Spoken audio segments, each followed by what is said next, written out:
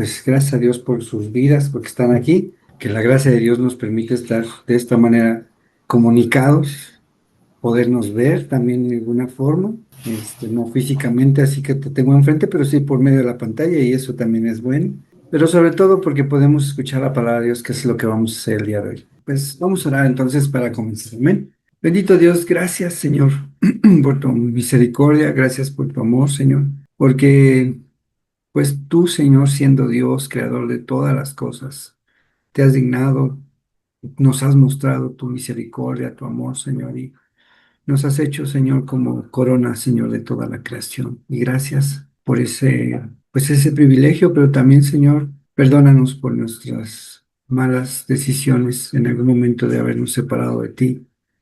Y gracias por tu Hijo amado que nos diste, por Jesús y que murió por nosotros. Y pues te agradezco, Señor, también por todo lo que has hecho por nosotros. Te pido que esta noche tú sigas fluyendo en nuestras vidas, que tu Espíritu Santo nos siga enseñando, que le des sabiduría a José Luis, que nos enseñes cada vez más, Señor, que cada vez más podamos poner en práctica lo que es, lo que tú dijiste, lo que tú quieres de nosotros, lo que tú hiciste, Señor, y pues cada vez ser imitadores de ti, Jesús. Te lo pedimos en el nombre de tu Hijo amado Jesús y te damos gracias, Padre. Amén. Pues buenas noches a todos, ahora como dirían todos y todas, pero pues vamos a seguir compartiendo, pues me tocó predicar el domingo pasado, el capítulo 14 de Lucas. Bueno, a mí no me tocó oír la prédica del pastor en vivo, ya la oí después en video, ¿no? Porque ese día sí había ido a la iglesia, pero tuve que regresarme por una situación del trabajo y bueno, ya al final, pero sí la pude escuchar. Y comentando un poquito lo que decía el pastor, hablando de Apocalipsis 3:20, que decía que, heme aquí, yo estoy tocando a tu puerta, si alguien me escucha o me abres, entraré con él, cenaré con él y él conmigo. Y les comentaba el domingo pasado que pues Jesús, con esa misma actitud, pues no rechazaba a nadie. Le abrían la puerta o lo invitaban y él iba, inclusive con la gente que lo estaba acechando, ¿no? Pues donde lo invitaran, él iba y no despreciaba a nadie, ya sean, le decíamos los publicanos, que eran los cobradores de impuestos, los pecadores o inclusive los fariseos que querían acusarlo, ¿no? Y ya habíamos visto en Lucas 7:34 que decía, vino el Hijo del Hombre que come y bebe y dicen, he aquí un hombre glotón y bebedor de vino, amigo de publicanos y de pecadores. Y también en Lucas 11:37, que ya lo debimos de haber leído también, dice, y luego que hubo hablado, le rogó un fariseo que comiese con él, y entrando Jesús se sentó a la mesa. Y ahorita lo que vamos a estudiar, pues es nuevamente que lo vuelven a invitar a cenar, ¿no? Voy a compartir la pantalla y vamos a leer.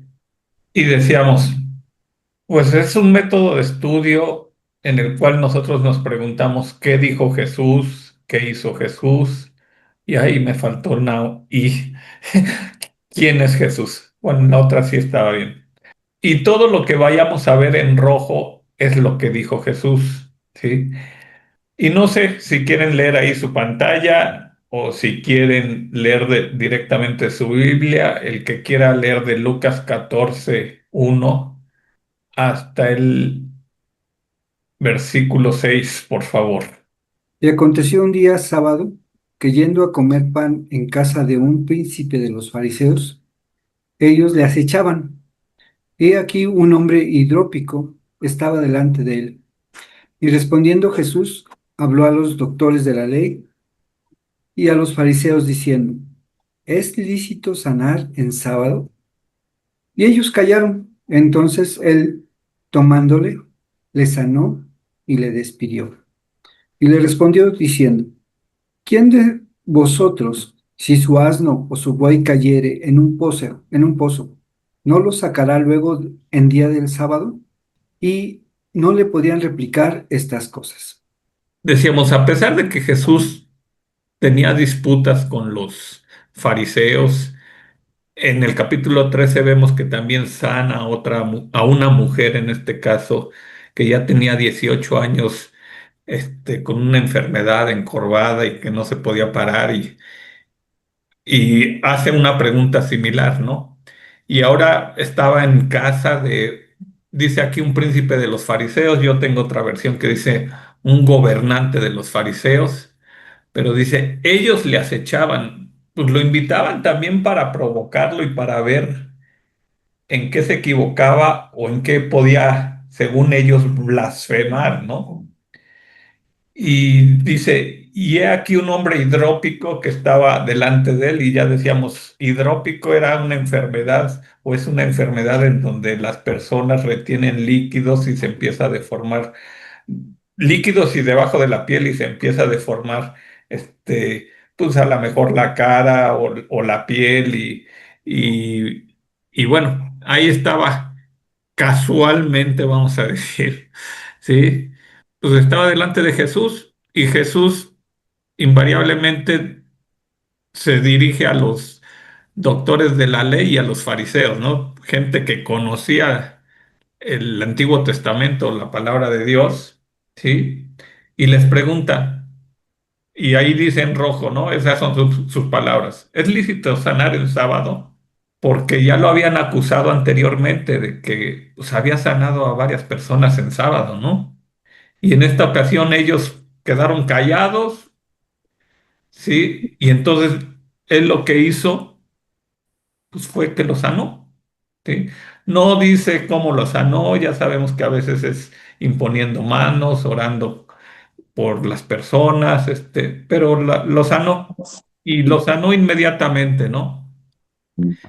Y se dirigió nuevamente y les dijo, ¿quién de ustedes si su asno o su buey cayera en un pozo no lo sacará luego en el día sábado?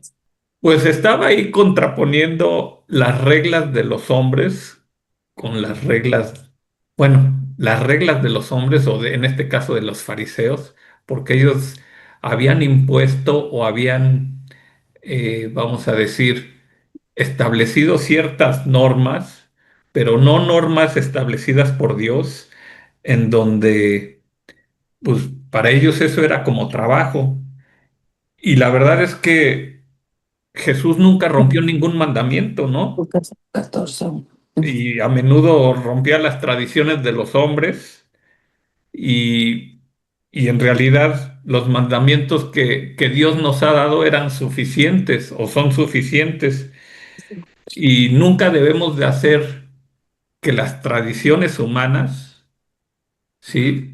O las costumbres humanas sean más importantes que lo que dice la palabra de Dios. Entonces, en este caso, no le podían replicar nada de lo que hacía a Jesús.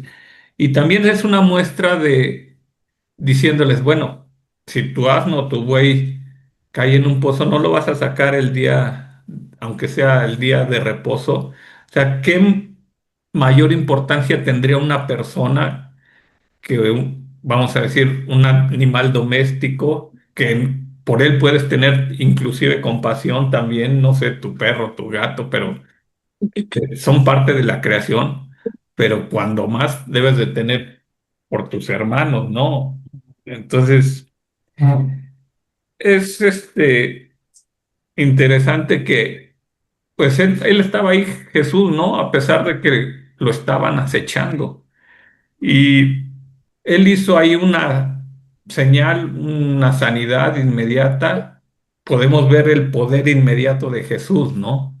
Sí. Este, también tenemos que tener en cuenta cómo es que los fariseos estaban buscando qué encontrarle, porque ya estaban pues cansados de toda esta situación de que a Jesús lo seguían, a Jesús lo buscaban y que Jesús les dijera cosas como que ellos eran hipócritas, que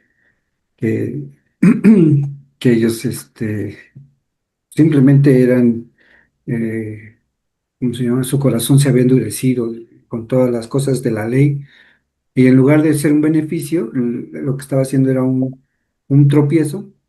Y como ellos ya estaban cansados de todo lo que estaba diciendo Jesús, pues estaban buscando cómo acecharlo para encontrar algo. Y eso es algo que si te pones a pensar, dices, ¿qué tan mal estaban ya que tenían al grado de querer buscar cualquier cosa para dañarlo, ¿no? Para lastimarlo, para poderlo, pues, meter a la cárcel. E incluso, pues, obviamente, no sé en qué momento se les ocurrió también que lo crucificaran, pero qué fuerte era eso, ¿no? Que los fariseos que nos tenían que ver por la ley y por, pues, que se cumpliera las cosas que a Dios le agradan, pues estaban más metidos en eso que en lo que Dios mismo decía, ¿no? Sobre el amar a tu prójimo, amar a honra a tu padre y a tu madre y cosas así.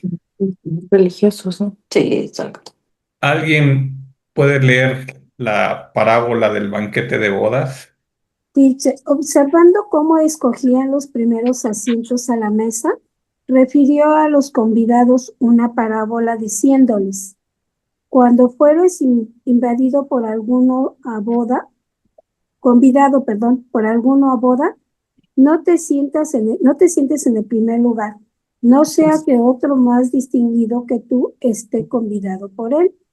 Y, y viniendo él que te con- que te convidó a ti y a él, te diga, da lugar a este, y entonces comiences con vergüenza a ocupar el último lugar. Mas cuando fueres convidado, ve y siéntate en el último lugar, para que cuando venga el que te convidó, te diga, amigo, sube más arriba, entonces tendrás gloria delante de los que se sientan contigo a la mesa. Yo platicaba y no me extendí, no me quiero extender mucho en este sentido, pero había costumbres en las bodas que actualmente no son las mismas que se llevan a cabo, pero pues, los que hemos ido a bodas actuales, pues hay lugares a veces reservados, ¿no? Para ciertas personas, y así era en la antigüedad, ¿no? Hacían una forma de y ponían ciertos lugares para ciertas personas, ¿no?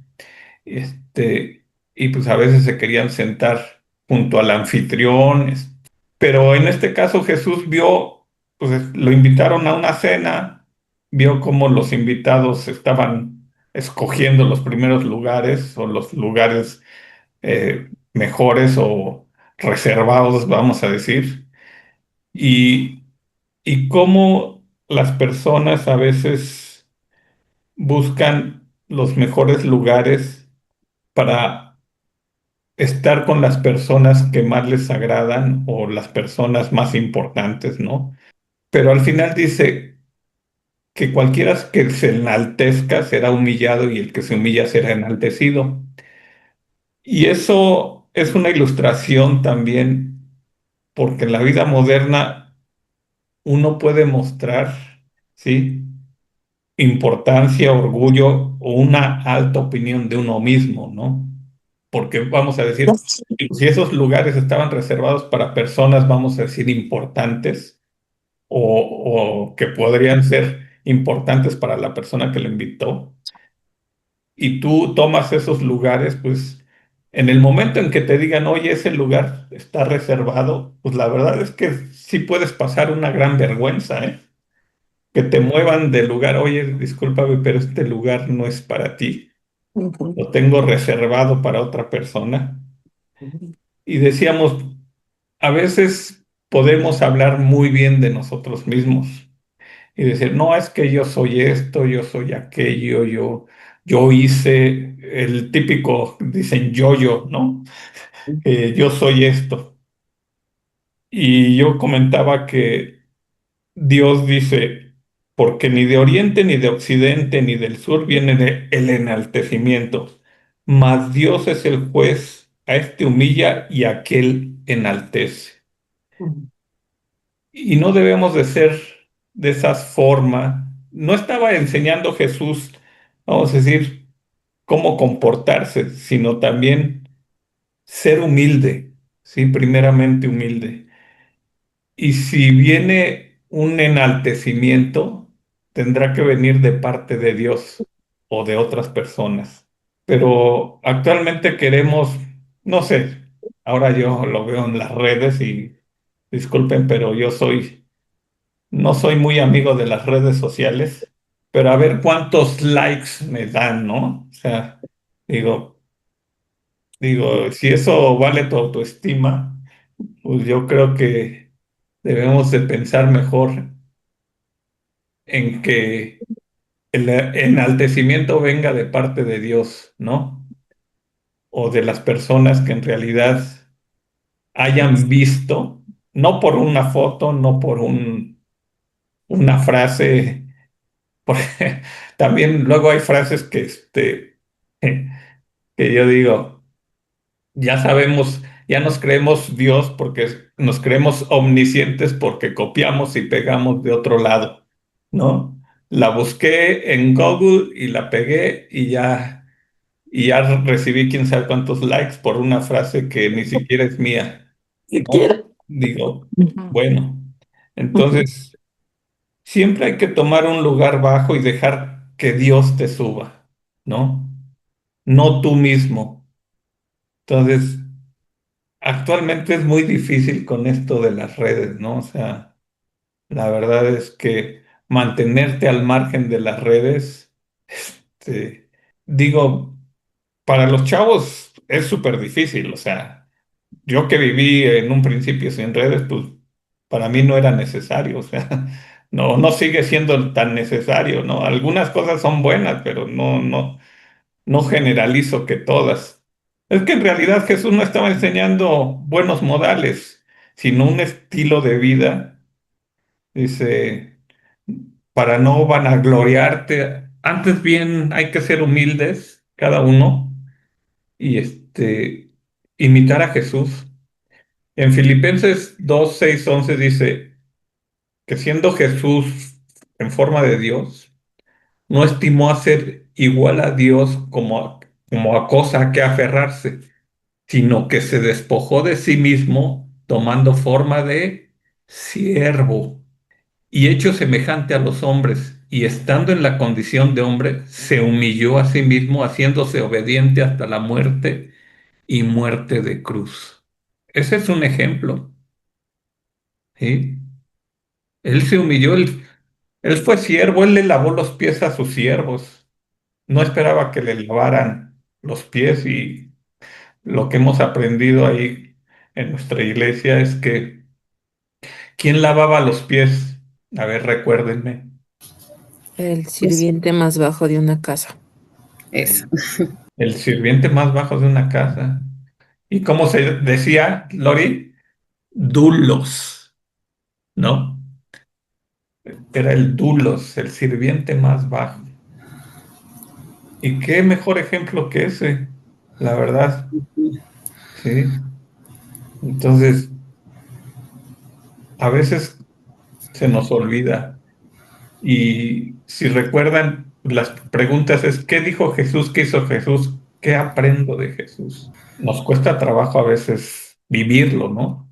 Pero a veces llegamos y somos los primeros en sentarnos en lugares o tratar de llamar la atención o no sé, eso es a veces falta de humildad, pero bueno, ¿quién lee esta parte de la parábola del gran banquete? Porque nuevamente, pues recuerden, el Jesús estaba ahí, lo había invitado un gobernante de los fariseos, vio cómo se comportaban y y también ahora se dirige no nada más a las personas que buscaban los mejores lugares, sino se dirige al que lo había invitado.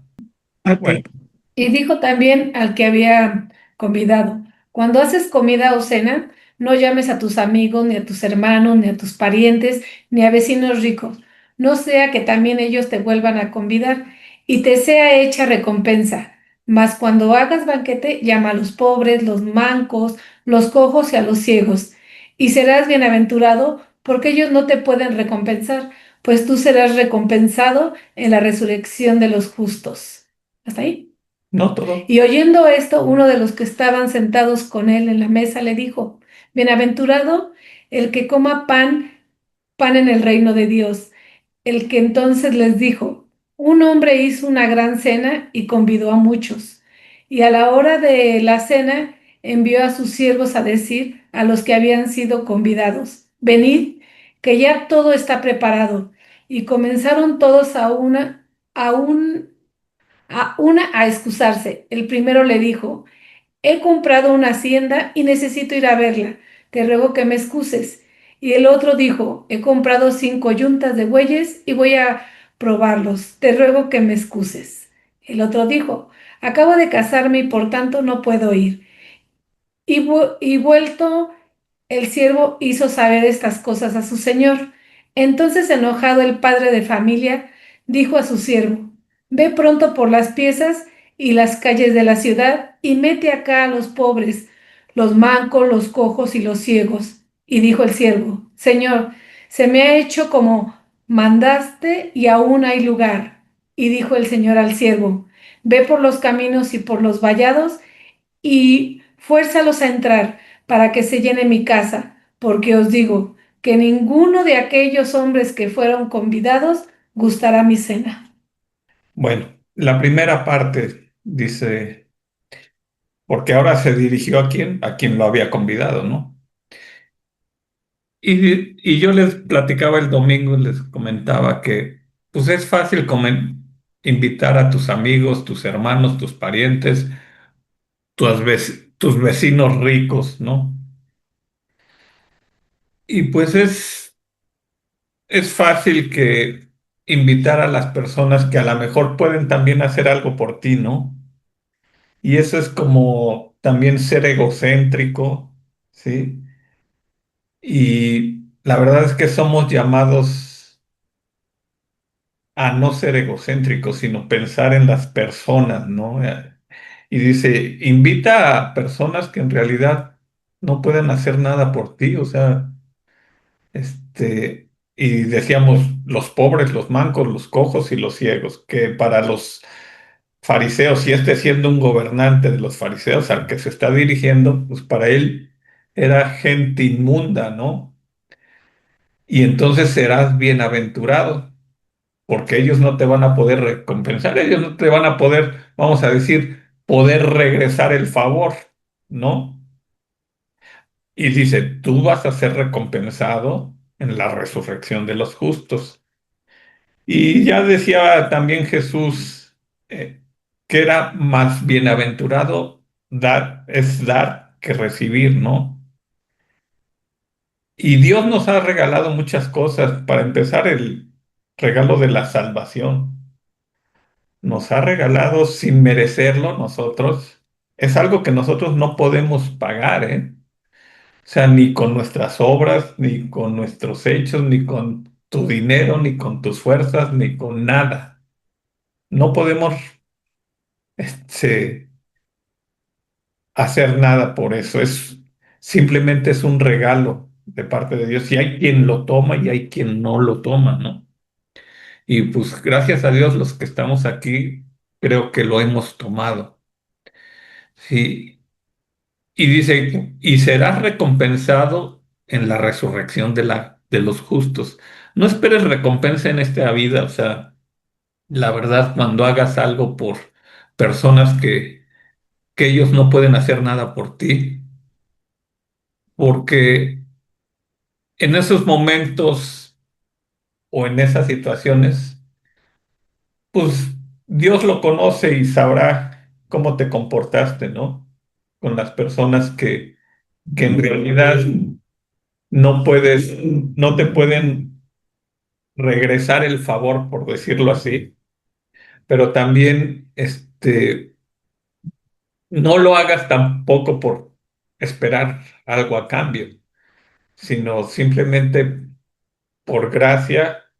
Dice, porque de gracia recibiste, de gracia debes de dar. Y nosotros hemos recibido la salvación no por nuestros méritos, no por nuestras obras, simplemente porque hemos reconocido a Dios, hemos reconocido que somos pecadores, hemos reconocido que no es la paga o el pecado la paga del pecado que tenemos debería de ser la muerte. Hemos reconocido a Jesús como nuestro Señor y Salvador. Y entonces, pues, eso es en principio, ¿no? Y después viene una persona que diciendo, bienaventurado el que coma pan en el reino de Dios. Y entonces, como para romper ahí lo que estaba haciendo Jesús, que se estaba dirigiendo al gobernante fariseo. Y entonces Jesús nuevamente da una parábola y empieza a decir que, pues, que un hombre hizo una gran cena y ya les comentaba de las cenas que en esa época, pues, se decía el día, pero no se decía la hora y después ya se iba a avisar a las personas para que fueran llegando a la cena. Y hay, digo, habemos, porque para no caer en suposiciones, que a veces podemos poner excusas y esas excusas a veces son, pues la verdad, tontas, ¿no?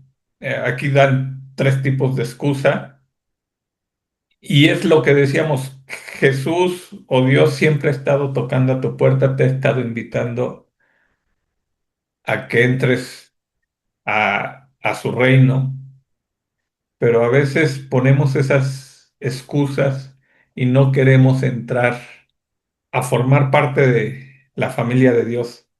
Cada quien tendrá su excusa, cada quien tendrá su forma de pensar, cada quien eh, podrá decir que no es el tiempo, que no se sienten lo suficientemente buenos, eh, pero también la parábola dice, ok, estos eran los predestinados para la fiesta, así como Dios nos predestinó a nosotros para ser llamados hijos de Dios. Y a estos, dice, a estos que predestinó, a estos los justificó y a estos mismos los, primero los llamó, primero los predestinó, luego los llamó, luego los justificó y posteriormente vamos a ser glorificados. Pero eso es a los que hemos atendido el llamado, pero los que no han atendido al llamado, eh, al final de cuentas, van a dar o vamos a dar puras excusas, ¿sí? Y la verdad es que no aceptas la invitación, ¿no? Y yo comentaba, ¿por qué no aceptan la invitación si tú les estás predicando a una persona? Porque probablemente en tu vida no ven algo deseable, ¿sí? Algo que tú les puedas, que vean a Dios reflejado en tu vida. Y decíamos, sale caro, pues no recibir el reino de Dios, ¿sí? Entonces, podemos predicar, decir que el reino de Dios es muy bueno, pero si no lo ven las demás personas, en tu vida, pues la verdad van a decir, no te creo, o sea, a ti, tú haces esto, tú haces aquello, este, no te manejas como un hijo de Dios, yo no veo, todos quisieran que nos fuera bien en todo, te veo siempre, no sé, angustiado, quebrantado, no lo sé, ¿por qué no aceptan esa invitación? Y dice en la parábola, pues trae a la gente, o sea, tú eras el elegido o tú eres el elegido, pero también en este caso los judíos invitaban normalmente a gente judía, no se mezclaban con otro tipo de gente, pero la invitación está abierta para cualquier persona, porque en la parábola dice, pues trae a la gente de afuera, fórzalos a entrar, invítalos, tráelos y la puerta está abierta. La puerta está abierta para cualquiera que quiera escuchar a Jesús, a nuestro Dios. Y ya por último, ¿quién quiere leer Lucas 14, 25 al 33? Lo que cuesta seguir a Cristo. Grandes multitudes iban con él, y volviéndose les dijo: Si alguno viene a mí y no aborrece a su padre, y madre, y mujer, e hijos, y hermanos, y hermanas, y aún también su propia vida, no puede ser mi discípulo. Y el que no lleva su cruz y viene en pos de mí, no puede ser mi discípulo. ¿Por qué? ¿Quién de vosotros, queriendo edificar una torre, no se sienta primero y calcula los gastos a ver si tiene lo que necesita para acabarla? No sea que después que haya puesto el cimiento y no pueda acabarla, todo, todos los que lo vean comiencen a hacer burla de él, diciendo: Este hombre comenzó a edificar y no pudo acabar. ¿O qué rey, al marchar a la guerra contra otro rey, no se sienta primero y considera si puede hacer frente con 10,000 al que viene contra él con 20,000? Y si no puede, cuando el otro está todavía lejos, le envía una embajada y le pide condiciones de paz. Así pues, cualquiera de vosotros que no renuncia a todo lo que posee, no puede ser mi discípulo. Ya comentábamos también el domingo. Ahorita ya Jesús va con multitudes, lo van siguiendo. Él iba a Jerusalén. Él siendo Dios sabía que iba a cumplir el mandato de su padre, iba a ser crucificado. Él estaba consciente de todo eso. Y se voltea y les dice a toda la multitud: Si alguno no viene a mí y aborrece a su padre y madre y esposa e hijos y hermanos y hermanas y aun su propia vida, no puede ser mi discípulo. El discípulo, decíamos, era el aprendiz, era el que pasaba tiempo con el maestro. Tuvo Jesús 12 discípulos, ¿sí? Empezó con 12 discípulos y decíamos aborrecer, hizo la aclaración Eliud, y a mí me faltó comentar también algunas cosas. Es que no significa que debemos odiar a nuestra familia, o sea, es un término comparativo. Dice, el amor por Jesús debe de ser supremo, o sea, lo más importante. Debe de ser más grande que tu familia, tu hogar o inclusive tu propia vida, porque todo eso te puede costar, ¿no? De hecho, a algunos discípulos les costó su vida familiar, o sea, o fueron rechazados por su familia. Entonces, eh, decíamos, o yo lo comparaba con la convocatoria cuando dice Dios que está tocando a tu puerta, la inscripción que es: ¿quieres ser mi discípulo? Tienes que estar consciente de lo que significa, ¿no?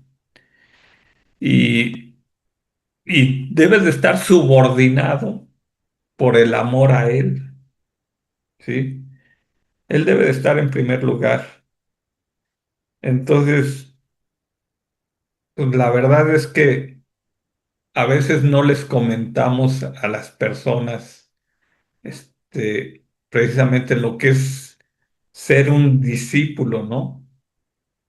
Este, ahora, no hay que malinterpretar que tienes que odiar a tu padre, a tu madre, porque es justamente lo contrario. Dice, el fruto del Espíritu es amor.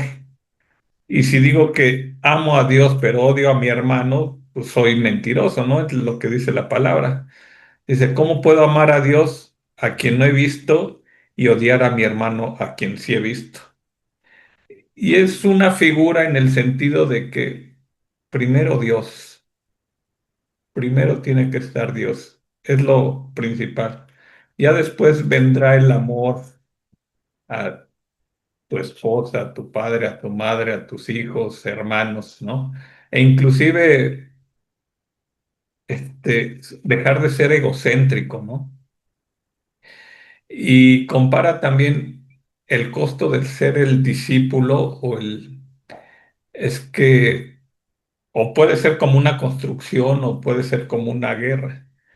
Y tienes que estar bien consciente de lo que puede ser en un momento dado el que tú pongas en otro lugar, o sea, a lo mejor a tu esposa, a tus hijos o tú mismo.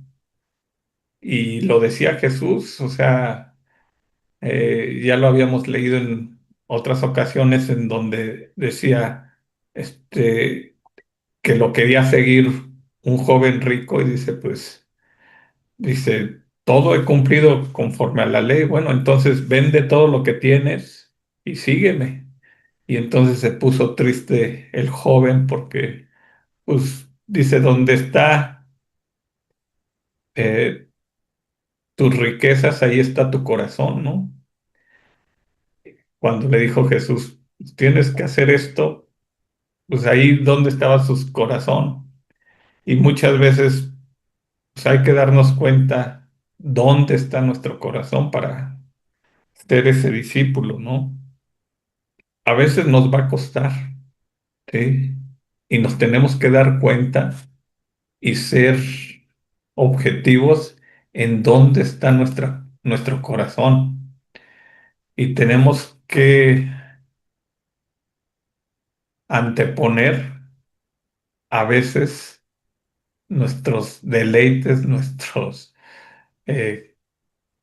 cosas que nos llaman, por a lo mejor estar en la presencia de Dios, ¿no? Y yo, por ejemplo, de las cosas que batallo a veces es el trabajo. O sea, yo lo confieso, o sea, a veces el trabajo, este, me quita la paz, me quita el estar con Dios. Eh, Trato de siempre tenerlo presente, pero a veces, no sé, es algo que no puedo evitar y que sigo luchando, ¿no? Sigo luchando con eso. Pero pues es el costo de ser discípulo. Y a veces digo, bueno, ya estoy a punto de jubilarme, ya me voy a dedicar a lo que yo quiera, pero pues también tengo que pensar en quién va a ser la prioridad. Y pues en este caso está claro que tiene que ser Dios.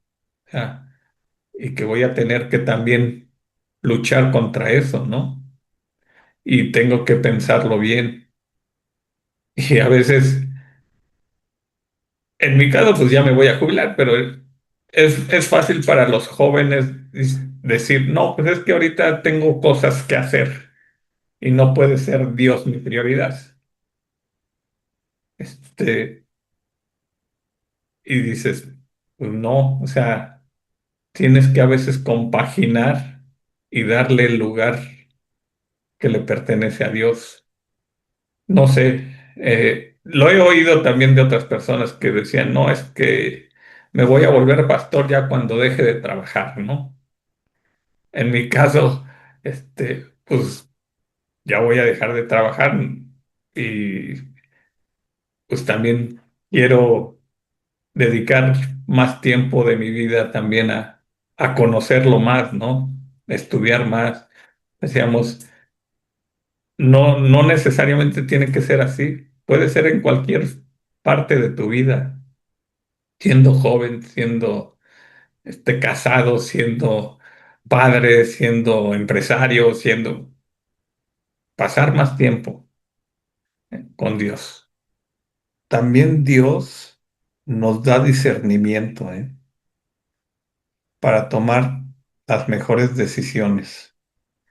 Y lo digo, este, porque vamos a decir, al principio del Evangelio, cuando empecé a conocer de Dios y yo tuve también problemas, algo similar, y, y criticaba mucho a una persona, bueno, mi hermano, y le decía, oye, tú tienes años en el Evangelio y haces esto y haces aquello y es fácil utilizar la palabra de Dios para también, este, en forma contraria, ¿no? Pero el Espíritu Santo nos debe de dar discernimiento para tomar las mejores decisiones. ¿Sí? Cuando uno está lleno del Espíritu Santo, orar, pedirle que nos diga exactamente o nos dé ese discernimiento cuándo estamos obrando bien, cuándo estamos obrando mal, cuándo estamos honrando a Dios y para qué nos puso, ¿no? Y lo decíamos también, no recuerdo si fue el domingo que estábamos ahí. Pero es que es muy fácil a veces, decir, cuando te piden ayuda dices, ah, sí voy a orar por ti, ¿no? O sea, y no haces nada, ¿no? No haces nada. Pero también la palabra de Dios dice, oye, esta persona tiene las mismas capacidades, y lo dice Dios, el que no trabaje, que no coma, ¿no? Ah, y ese es parte del discernimiento que también te dice la palabra de Dios. Tú estás bien de tus facultades, tienes las mismas oportunidades que yo, puedes hacer inclusive a lo mejor más cosas que yo, ¿sí? Esfuérzate, ¿no? Esfuérzate. Entonces, y eso también se aprende escuchando la palabra de Dios, ¿no? Porque esa es la última parte, dice, el que tenga oídos para oír oiga, ¿no? Que habla sobre la sal. Entonces, nosotros somos la sal de este mundo, decíamos, y, y como hijos de Dios, pues,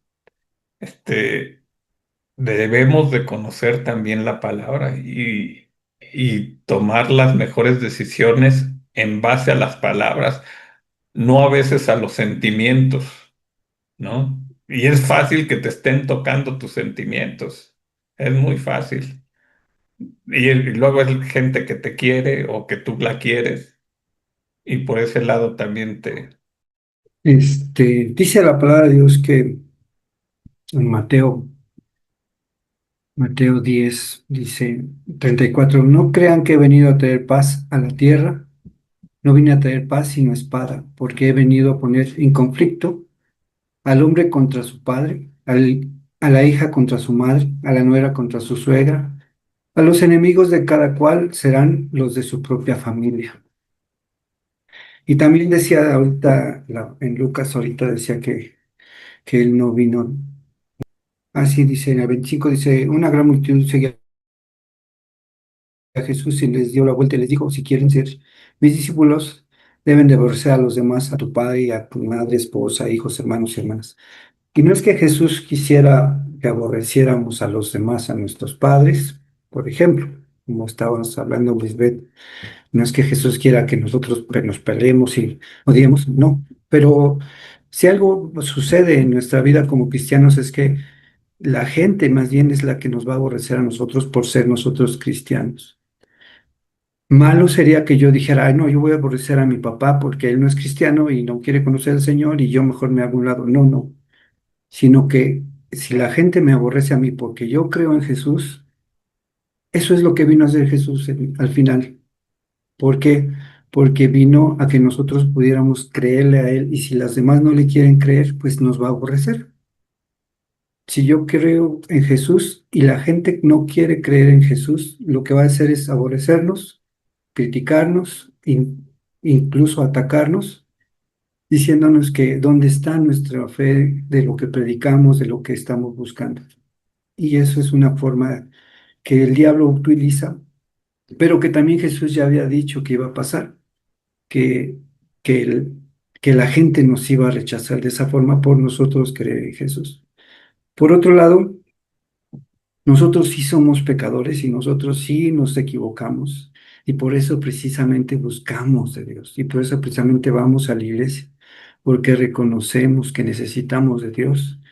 Y sí, puedes haberle dicho a tu mami, sí, mamita, tienes razón, yo me puedo equivocar y a veces pienso eh, el, eh, que, o sea, tienes toda la razón que yo necesito de Dios, pero por eso voy a la iglesia, por eso busco de Dios, porque el único que puede cambiarnos, el único que puede tocar tu corazón, y el único que puede tocar mi corazón es Dios mismo, es Jesús.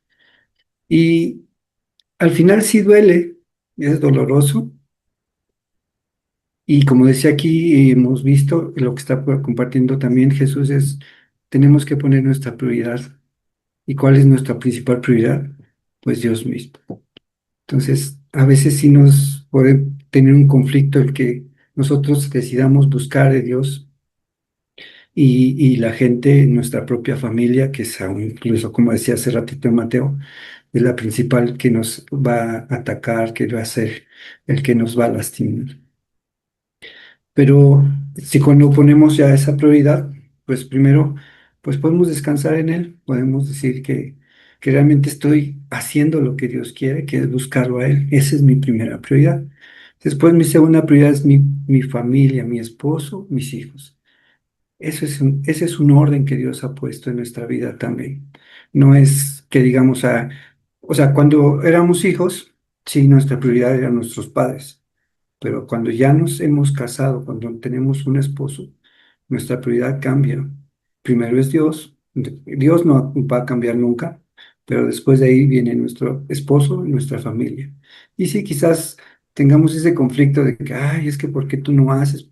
Pues porque Dios ha puesto un orden también.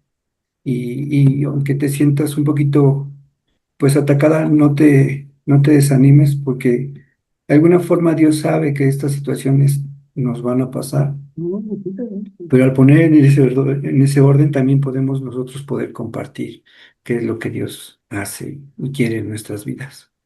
Sí, y como decía, no, al contrario, en lugar de privarnos de buscar de Él, como decías de tu hija, ¿no? ¿Por qué voy a dejar privar? Y es como decía bien Miguel, nosotros estaríamos castigando a nosotros mismos y en lugar de buscar más de Dios, que es lo que necesitamos, nos estamos privando de eso.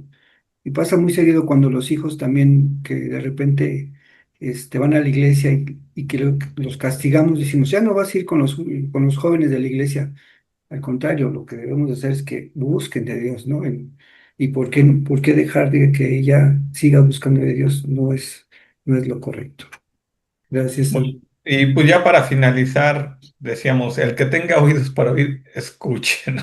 Y pues ahorita nos hemos escuchado unos a otros, hemos mandado el mensaje de parte de Dios, sí, basado en la palabra de Dios, no basado en en nuestros pensamientos, nuestras creencias o en mi experiencia, sino en lo que Dios dice en su palabra, ¿no?